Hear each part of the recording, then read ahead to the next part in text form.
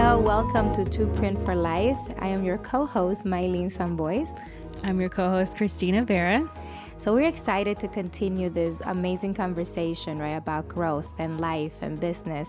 So in the last couple episodes, we talked about who am I, where I come from, where am I going. We talked about who is in your circle, so audit in your circle. So if this is the first time you're listening to us, welcome. We're excited that you're here. And if you have listened to us in the past, thank you so much for returning. And it's not too late to catch up on the episodes, right? Since we just kind of started. So today we're going to talk about something that we talk about all the time. Christina and I have these conversations almost daily. It changes almost daily. But the topic for tonight would be clear the air. And then what does that mean? So we have a quote from Gandhi, and that is, keep your thoughts positive because your thoughts become your words. Keep your words positive because your behavior becomes your habits. Keep your habits positive because your habits become your values. Keep your values positive because your values become your destiny. And that is extremely true, right? Mm-hmm. I mean, we've seen that. I feel like every day for us, we have been able to manifest, right? The power of manifestation, good and bad, right? And sometimes people hear manifestation and they're like, yes, positive, everything is positive. But many times we manifest the things we don't want in life and they become true. So true. Yeah, because it's often like, well, what if this doesn't work? Well, what's my plan B? But what if I get a divorce? Or what if they don't like me?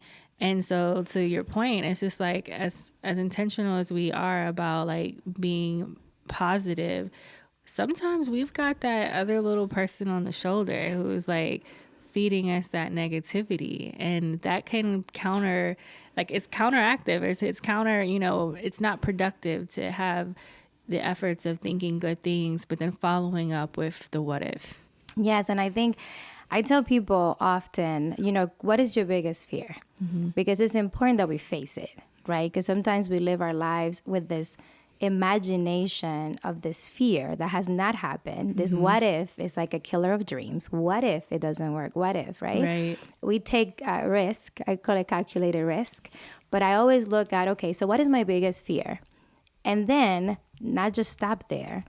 Write it if you have to write it. And then ask yourself, if that happens, then what? Right. The then what is so powerful because you're taking away from the fear. So let's say right now when the pandemic happened, right? Biggest fear, what if I lose my job? I'm going to lose my job. And then, okay, so why is that a problem? We all know logically, right? We don't have money, there's a problem, but why are you afraid? I cannot pay my bills, my home, I'm going to go hungry, I'm going to go homeless. Okay, so let's prepare. What happens if that happens? What resources are available that I need to tap into, right? Is it unemployment? Is it community organizations? You need to update your resume right away. So always have it ready so you don't have to get ready. So if you can look at your biggest fear and then ask yourself, what if, and then what? And have a plan for that, then you can leave that on the end somewhere and then truly start focusing on what you need to focus to create the life that you want. Yeah, no, I agree. And I think this is something I would like constantly am battling back and forth in my head, because I'm a realist, but so that's hard for me because I'm just like, well, this is the reality. But you also a visionary though. Yes. Right? Yeah. So you have the battle between what incredible things could be, because your brain creates those visions, which is a reality of all the things that we have right now. We have been able to accomplish, but the reality or the realist, #real of you, also looks at, well, yeah, I know what's possible. Right. But currently I'm looking at this bill. Yeah, exactly. Like, this sounds great. However, yeah. And so it's every day. I think it's, like honestly, like manifestation, that's the new word for me. I think probably in the past, 4 or 5 years, maybe not even that long, I had never really understood what manifestation was. I understood the power behind, you ever have those moments where you would just be thinking about stuff and then it happens and then you're freaked out and it's like, well, I mean, you really thought about it. So you put a lot of energy behind it, and you really, maybe even subconsciously added extra steps for that to happen. And so, this new wave of, manifestation is really about mindset. It's really about, the way we think and the way we treat ourselves and how we are really processing the things and the people around us. Yeah. And and taking the time. So manifestation is a new word for me too. I don't think I understood what it was even when I was doing it, which is like dreaming of this life that I want. And that's just personally, but in business and career. What is the life that you want? Have you thought about, like, I mean, that's such a hard Such a deep question, right? This was not practice. No, Excuse me. I'm just curious, like, because you think about it, it's like we say, like, oh, the life that we want. Like, what, like, have you been able to really quantify, like, what does that look like for you? It has changed, right? Like when I was a little girl, the life that I wanted was like to be a teacher. So I used to teach other kids in the neighborhood when I had to babysit. I thought that was the best, right? Because I had a kindergarten teacher that was amazing, and I wanted to be just like her, right? As I grew older and I got into the real job, market, I wanted to just retire from a job and have a really good paycheck when I was old, right? And just have a good life. And then as we connected and as, I grew, then that has changed. Like, yes, I still want a great paycheck when I retire, let's be clear. But what I want out of life is different. I feel like I have a lot of what I want out of life, and I'm still figuring out what else do I want. Because from when I started in the art, when I was, poor and I didn't really have a lot of dreams, but to go to Disney, right? To where I am now, I have already manifested, and so many things have come to life, good and bad, that I have experienced that made me be grateful for where I am. So I'm extremely grateful for where I am, grateful for every experience that I've have had. But I also know that a lot of the things that happened to me, like let's say, the divorce or the relationship that we broke up or whatever, they were actually almost like manifestation, because I fear those things, right? Like I fear getting a divorce. I fear, not being treated right. I fear all those things. So when those things became to be true, I was devastated. But looking back now where I am, I'm like, oh, did I even had a what if? I don't think I had a what if. For some of the things that have happened that have really shocked me, I didn't have a what if. I didn't do those steps. Like, what happens if this happens? So I had to figure out in the moment, and that's why it was the hardest. So right now, I know what I don't want. So instead of focusing on that, which is actually when you focus on what you don't want, it manifests that into reality. So I definitely have tested that theory, everybody, so you don't have to test it. I already did the work for you. What I want to focus on is what I want, and I want to be happy. I want to be wealthy. I want to have healthy relationships. I want to have a family in whatever shape or form that comes. And I want to travel the world. So when you ask me, what is the life? Like we had it a couple of weeks ago. We were working from the beach, right? We were waking up to an amazing weather, to great people, launching stuff from where we are, so that it never stops us. So that's the life. When that's what I'm putting on my dream board, is having more of that. Yeah, no, I agree. I think to your point, when we were out, we were able to go out of the country a couple weeks ago, and there was a lot of even just like back and forth about that, because obviously we are still in a pandemic. And, like in my mind, I'm like, oh, is this safe? And then I had people like, well, what happens if this happens, if you can't get back? And so I had to kind of pause that, because it did start to eventually have me rethinking what I was getting ready to do. And, and then just being able just to go. And not overthink it. Because I think sometimes I have a tendency of just overthinking, because to your point, I want to see the vision, but I'm also thinking about the what ifs. And then it's just like, how do I just quiet that and just be present and just do it? And, truly hope for the best, but prepare if something doesn't work out quite right. So I knew, I was like, okay, make sure I have a credit card that has, extra money if this does happen and I need to stay longer. An interpreter, so but I didn't allow the fear of what could happen stop me from going, which I'm grateful, because, to your point, like experiencing something like a vacation, like I think a lot of people take for granted. And there's a lot of people I've met over the years that have never left their hometowns, that have never left like, a certain radius of the United States. And when you go to other places and you experience, and I mean like really like take a moment to experience the culture and to look at these places through the eyes of the locals, like it's such a humbling experience, but it also is such an awakening, because I I really left that experience saying, like, I don't want to just experience this once or twice a year. Right. Like, I want this to be part of my life. Like, I want to be able to make this as part of my everyday thing. And I want to be able to, you know, afford that opportunity to my kids and, you know, my husband and my family. And so just really, I was able to leave that experience, which initially was like, oh, you shouldn't do that, like this, and this, which is understandable Right. because what we're dealing with is a real thing, and it's, you know, it's taken a lot of lives, and it's just a lot that has happened with the unknown. But, you know, making a choice for myself not to allow others people's fear to transfer to me, and then ultimately I was able to do what I wanted to do and enjoy your time. And I think sometimes when people hear the word manifestation, they hear, oh, it's this, oh, you know, happy-go-lucky type of thing. Manifestation is not ignoring the current events, right? So when you take that, actually, when there is the hardest times is when you have to be even more intentional about manifesting what you want and where you want to go. Because, you know, I don't watch news, and you know this. Right. So Christina gives me the news, guys. And if you send it to me or you tag me in something, why? It's not that I don't care about what's happening in the world. I truly do. And if it's something really important, I'm going to know about it. But I don't feed my mind in the beginning of the day. I don't watch the news. I don't watch it at the end of the day. I don't watch some reality shows that just gonna stop my growth. I don't do that. I watch things that are gonna help me grow. Yeah. Right. So like one of my favorite shows right now is A Million Little Things. And you know, and I watch it in Hulu, but like one of the actors there, like, you know, they talk about depression, they talk about mental health. We're big about that.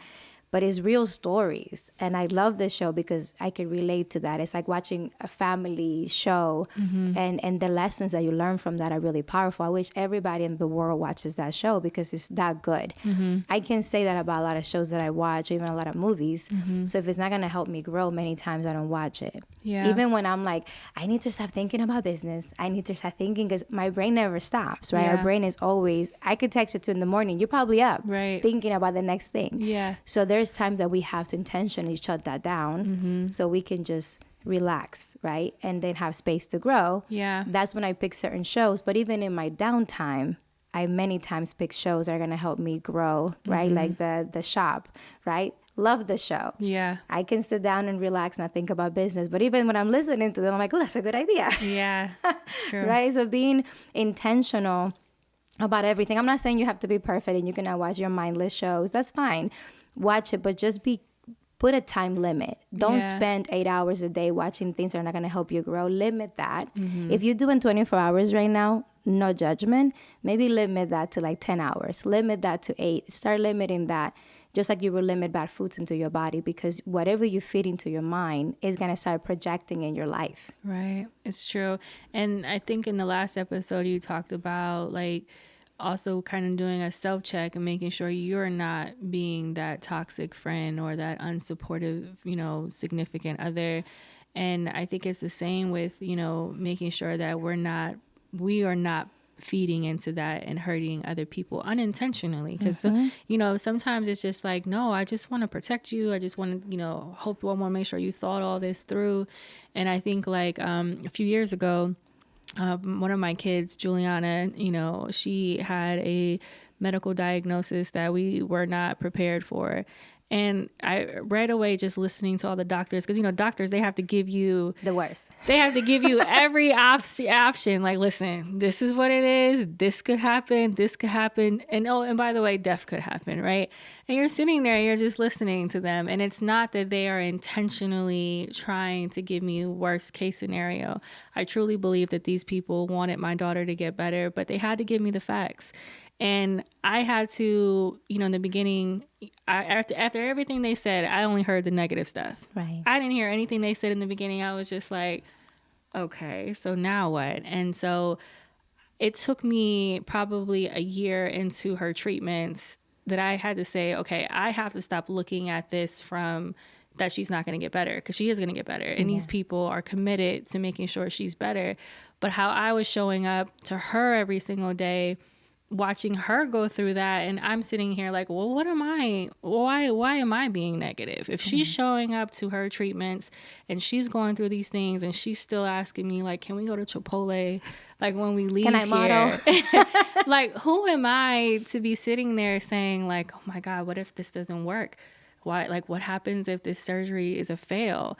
And It was your fear, though. because the fear kicks in, and we instantly go to like all of this negative manifestation, all this negative, like, this is not going to work. And so, honestly, with Juliana specifically, she had to get a very big surgery, but it was a surgery that did save her life ultimately. And I remember when she came out from surgery, I just, I was so emotional that day. You were there. Yeah.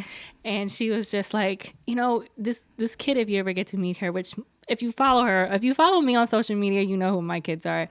But she has always just been such a driven person. Like, and so when she woke up from this surgery, she ended up having to have an ostomy. And so if you never have seen ostomy, it's a very invasive surgery. They have to do a lot of different things, and it's done in multiple steps. And so, she has always aspired to be a designer, model, actress. And so when she knew she was going to have this surgery, she was very, she didn't quite fully understand it, even though we tried to explain it to her. But when she woke up, she felt whatever it was that had been now placed on the exterior of her body. And I knew in that moment, I said, whatever I personally am fearing, whatever I'm not comfortable with, I'm going to have to suck it up right now, because I could tell that she was about to have a moment of fear, a moment of just feeling devastated. And so, Is this my life for the rest of my life? Right? That's what happens. Is this the rest of my life? And sometimes we take a bad day or a bad situation and we want to say, okay, like my life is horrible now. Like, this one situation does not determine what the rest of her life or what the rest of your life is going to be like, but we instantly allow our minds to go there. And so when she saw that ostomy, she instantly was like, no one's ever, like, I'm never going to be a model now. Like, this is not what models look like.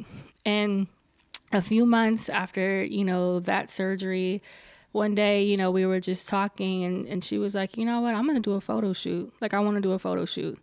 And I said, you want to do a photo shoot? She's like, yeah, I want to do a photo shoot. And she's like, and I want to be able to show people that just because you have something, that doesn't mean you can't still go out and do what you want to do. So I'm sitting there, I'm like, wow. So I'm inspired by this, by this kid telling me these things. And she did. She went off and her photo shoot went viral. She had millions of views. I mean, she did a full photo shoot in athletic attire because she's an athlete, ostomy out, crop top. And I mean, we got so much flood of information from around the world of people who were like, I have this disease, I have an ostomy, and your daughter inspired me. And so she took a situation that could have very well, and she's still dealing with different elements of it, but it was the mindset shift for her that ultimately helped me switch my mindset. And once I stopped thinking like, okay, what is like going to happen with this whole thing? And she started to heal. She started to get better, and she's doing fantastic now. She is. She, her treatments. From swimming yeah, you know what I mean? She's doing fantastic. Her treatments are going well. But it was just in that moment of just really, going back to what we were talking about as far as like letting the fear and the negativity like consume and take power and create space in your life when you just don't have the power to take back control. Right. And the importance of having your circle, right? Because I watched this process, and not for a moment did I doubt it, that victory was to come. Yeah. Right? And I think when you're going through really hard situations, you need your circle. If you go back to the last episode, that circle has to be tight, because your circle has to be able to uplift you. We call it switch and carry, right? Because there's times when you have to carry me, right? When I'm in the pit, when I'm not, feeling my best, or I'm going through something. And there has time when we have to switch, when I can carry you when you're in the pit. And that was a pit moment, right? That was a very challenging moment. But you had really core people in your life that were uplifting you in prayer, you and her, and that just refused to see anything but victory. And when you have a group of people around you that, even though the paper says something, because the paper could say whatever it wants to say, I'm one of those people like, okay, sure. Yeah. But when that belief and that energy says we're coming against it, and then be God's will, right? Because that was one of the things we surrender. Like, it's your will, but we're gonna fight this. We're not giving up. I think there's power in that. Oh, absolutely. You know? Yeah, to be able to see opportunity in the face of opposition, that's a magical thing. Like I never really understood that until, you know, being in situations that were really hard, whether I was going through it or watching other people that I love go through certain things. And then to see them take, all right, well, this is what's happening. This is what it is. Now I'm going to go off and, you know, educate other people, or I'm going to start a foundation, or I'm going to go out and, you know, whatever it is. Like, seeing people who take opportunities in the face of opposition and still show up every day it's the most inspiring thing. And I'm just always in awe every time I see someone else who's tragically gone through something, and they take that pain and that experience to do something good and do it for other people. And even the example, to your point, that we place in. So when you talk about Juliana's like mini you. So Juliana has been able to see you thrive and truly like be a warrior.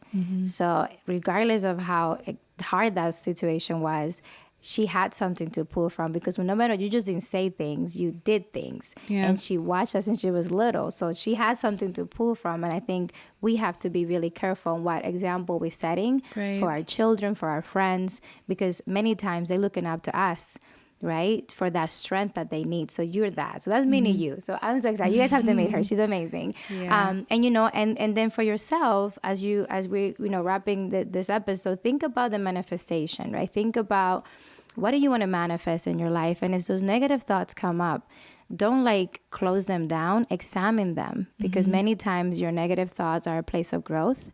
They're not your enemy. They're actually a place of growth. There's a place of fear, and the fear coming from somewhere. Figure out what it is, address it, find a solution for it, and then ask for help. So if you don't know, if something is really bothering you, you're really down about something, you're probably not the only person that has been through this. We can promise that probably. There's resources out there. I didn't know back then I could look up some things for things I was going through, but hopefully through Print for Life, it's going to be your resource. It's going to be a place where you can come and find a solution for some of your things. With our community, connect with the community that's following us and commenting. And, you know, if they're listening to us and they're commenting, then they have a similar value to you. They probably have the similar idea of growth. And they have that thirst for getting better or being better. So connect with them, right? Ask for help. And if you don't find it, ask us, and we'll do our best to find that for you, because you deserve to have a group of people, whether it be physically or virtually, that are there for you to cheer you on. That are there to call you on your BS. Yeah, absolutely. They have to call it like it is, you know? But then start thinking about, what do you want for your life? Right? If you don't know what that is, right? Like when Christina asked me, I was like, oh my gosh, if you don't know what that is, it's okay. But now that you're starting to think, it's going to come to you. And then every time you can, write it down, put it in a notebook, put it in your phone. What do I want for my life? And then what do I need to make that happen? Because maybe because I'm an immigrant, I don't know. I always say this to people, nothing is impossible to me. Being an immigrant, we had to overcome so much. So that's one. But then two is my faith. I have crazy faith. Right. I don't care what it looks on paper. If God says it's going to happen, it's going to happen above and beyond everything. Yeah. No, I agree. Yeah. So, well, thank you for tuning in today. And I really hope that you're able to leave this conversation, you know, feeling inspired, feeling uplifted, you know, feeling challenged. Yes. Because even if you're that leader for multiple people, like, everybody needs somebody, and it's okay not to be okay. It's okay not to know, but it's not okay to stay there. And so it's imperative that you do find people and you create those habits that are going to help you daily, because daily we're growing, daily things will happen. And so remember, you know, ultimately every day will get better. You know, a bad day does not equate to a bad life. But when it's all said and done, it's bigger than you.